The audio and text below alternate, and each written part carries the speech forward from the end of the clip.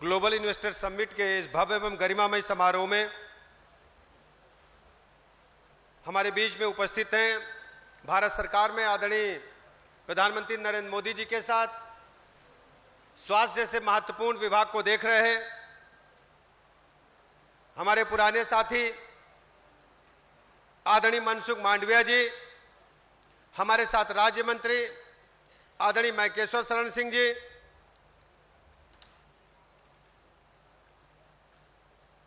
मेदांता जैसे मशहूर चिकित्सालय से जुड़े, मेड सिटी से जुड़े डॉक्टर नरेश त्रेहन जी, डॉक्टर ओम प्रकाश मनचंदा जी, हमारे विभाग के प्रमुख सचिव चिकित्सा शिक्षा आदरणीय आलोक कुमार जी, आदरणीय पार्थ सारथी सेन शर्मा जी, आदरणीय सत्यम शिवम सुंदरम जी, आदरणीय संगीता सिंह जी, उपस्थित सभी चिकित्सा जगत से जुड़े भाइयों तथा बहनों, ऑफिसर्स, पत्रकार मित्रों, काफी देर से विचार विमर्श चल रहा है। हम सब उत्तर प्रदेश के हेल्थ सेक्टर में निवेश के बारे में चर्चा करने के लिए आपके बीच में आए हैं। सबसे पहले मैं अपने निवेशकों को बहुत बहुत बधाइयां देता हूं, शुभकामनाएं देता हूं और उनका आभार प्रकट करता हूं कि बड़ी संख्या में आपने निवेश के प्रस्ताव दिए हैं। लगभग 54,000 करोड़ रुपए के निवेश के प्रस्ताव चिकित्सा विभाग में आए हैं, स्वास्थ्य एवं परिवार कल्याण विभाग में आए हैं और चिकित्सा शिक्षा में लगभग 17,000 करोड़ के प्रस्ताव हमें प्राप्त हुए हैं। मैं सभी निवेशकों को, इन्वेस्टर्स को बधाइयां देता हूं, शुभकामनाएं देता हूं, उन्हें भरोसा दिलाता हूं कि आपके हितों की सुरक्षा के लिए हमारी सरकार लगातार काम करेगी और हमारी पूरी टीम आपके संपर्क में रहेगी। लेकिन उत्तर प्रदेश के स्वास्थ्य क्षेत्र के बारे में कुछ बातें आपसे चर्चा करना चाहता हूं।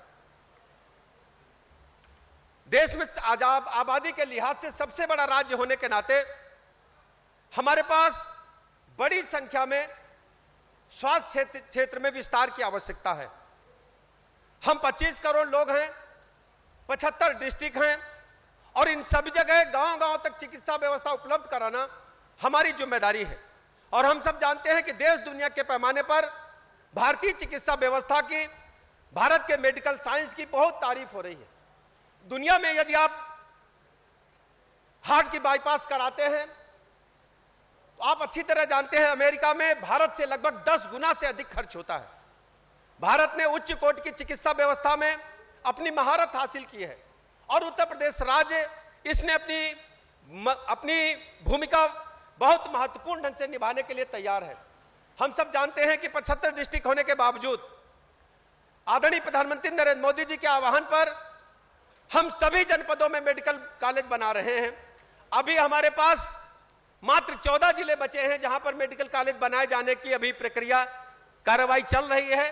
बाकी जगह सब जगह मेडिकल कॉलेज बनाए जाने की प्रक्रिया प्रारंभ है या चल रहे हैं। हमारे पास आज के दिन में 35 मेडिकल कॉलेज सरकारी क्षेत्र में हैं और 30 मेडिकल कॉलेज निजी क्षेत्र में काम कर रहे हैं। हम प्रतिबद्धता के साथ शेष बचे जनपदों में पीपी मोड पर मेडिकल कॉलेज खोलने जा रहे हैं और उसमें भारत सरकार भी हमारी पूरी मदद कर रही है। आदरणीय केंद्रीय मंत्री जी का बराबर हमें मदद मिलती रहती है। हम सब जानते हैं कि उत्तर प्रदेश में कानून का राज स्थापित होने के कारण बड़ी संख्या में निवेशक आते हैं। 2017 से पहले उत्तर प्रदेश के लॉ एंड ऑर्डर की हालत क्या थी आप सब जानते हैं। चिकित्सक तो दूर की बात है, इवन सिपाही से लेकर कप्तान तक अपने आप को सुरक्षित नहीं महसूस करते थे जब समाजवादी पार्टी की सरकार थी। सभी लोग डरे हुए सहमे थे। लेकिन मैं अपने चिकित्सा जगत के भाई बहनों को भरोसा दिलाता हूं कि हमारी सरकार ने आदरणीय योगी जी के नेतृत्व में, आदरणीय प्रधानमंत्री नरेंद्र मोदी जी के मार्गदर्शन में उत्तर प्रदेश में कानून का राज स्थापित किया है। आप सब निश्चिंत होकर निवेश करें, हर स्थिति में सरकार आपको उचित माहौल प्रदान करेगी। इसके अलावा हम सब जानते हैं कि केंद्र की सरकार ने हमारे 50 बेड के जो हॉस्पिटल्स थे उनको क्लिनिकल एस्टेब्लिशमेंट एक्ट के तहत ला करके ऑनलाइन आपको रजिस्ट्रेशन करने की सुविधा दी है। इसके अलावा हमने हमारे जो हॉस्पिटल्स हैं, बड़ी संख्या में हॉस्पिटल्स होने के कारण हमने पीपीपी मोड पर भी देने का फैसला किया है, जो अभी 23 जनवरी को हमने एक प्रस्ताव आपके समक्ष रखा है।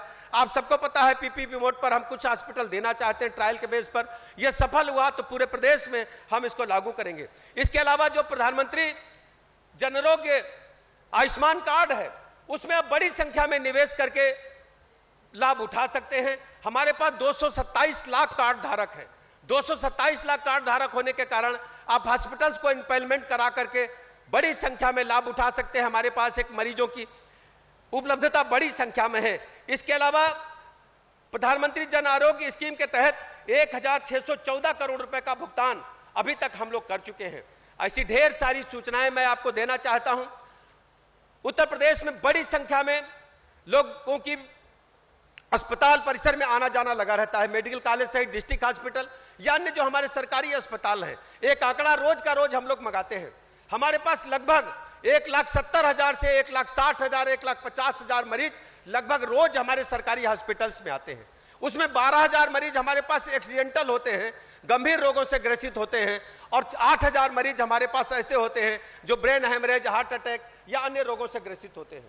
हम आपसे अनुरोध करते हैं कि आप बड़ी संख्या में निवेश करके हमारी मदद कर सकते हैं और हम आपको चिकित्सीय व्यवस्था के अनुसार जो भी भारत सरकार, उत्तर प्रदेश सरकार मदद कर सकती है, अवश्य मदद करेगी। इन्हीं शब्दों के साथ मैं आपको भरोसा दिलाता हूं, हमारी टीम लगातार आपके संपर्क में रहेगी। आप निवेश करें, सुरक्षित निवेश रहेगा। मदद के लिए हम लोग पूरी तरह तैयार हैं। डॉक्टर नरेश त्रेहन जी ने जो सुझाव दिए हैं, ग्रामीण चिकित्सा व्यवस्था को मजबूत करने के लिए उस दिशा में हम काम करना चाहते हैं। हम जरूर ही कोई प्रपोजल लेकर के आपके समक्ष शीघ्र आएंगे। एक मैं इन्वेस्टर से कहना चाहता हूं, अभी हाल ही में भारत सरकार ने, उत्तर प्रदेश सरकार ने हेल्थ एटीएम लगाने का काम किया है। ज्यादातर जो बीमारियां हमें तब पता चलती हैं जब हम बिल्कुल ही बीमार पड़ जाते हैं। जैसे अगर हमें पता है ब्लड प्रेशर हमारे हो गया है, तो अगर हम छोटी दवाई कोई लेते हैं, बहुत सस्ती दवाई होती है, हम बच सकते हैं। लेकिन ब्लड प्रेशर का इलाज न होने के कारण हमको ब्रेन हेमरेज होता है, फिर अकल्पनीय दुख हमें पहुंचता है। तो हम ऐसी छोटी छोटी बीमारियों को तत्काल जांच करके, तफ्तीश करके उनको उच्च कोटि की चिकित्सा व्यवस्था उपलब्ध कराना चाहते हैं। तो हम अपने प्राइवेट निवेशकों से कहना चाहते हैं, हेल्थ एटीएम लगा करके आप हमारे जो 25,000 सब सेंटर है, उपकेंद्र हैं, उसमें सब सेंटर के साथ साथ हेल्थ वेलनेस सेंटर भी हैं, वहां आप हमारे पास हेल्थ एटीएम लगा करके लोगों को सुरक्षित स्वस्थ संसाधन उपलब्ध करा सकते हैं, जिससे आने वाली गंभीर रोगों से लोगों को बचाने में हमें मदद मिल पाएगी। ये एक बड़ा क्षेत्र है, आप हमारी इसमें मदद कर सकते हैं। अन्य हमारे राज्य मंत्री जी ने कहा कि आप हमारे उपकरणों की मदद भी कर सकते हैं, बनाने में मदद कर सकते हैं। हेल्थ सेक्टर के लिए हम पूरी तरह से खुले हाथ से आपके साथ हैं। इन्हीं शब्दों के साथ आयोजकों का, प्रबंधन का, सबका मैं आदरणीय मंत्री जी का कि दिल्ली से आकर उन्होंने आदरणीय केंद्रीय स्वास्थ्य मंत्री ने जो समय दिया है, और अपने जो हमारे विशेष वक्ता थे डॉक्टर त्रेहन साहब और मनचंदा साहब का बहुत बहुत आभार प्रकट करता हूं। धन्यवाद।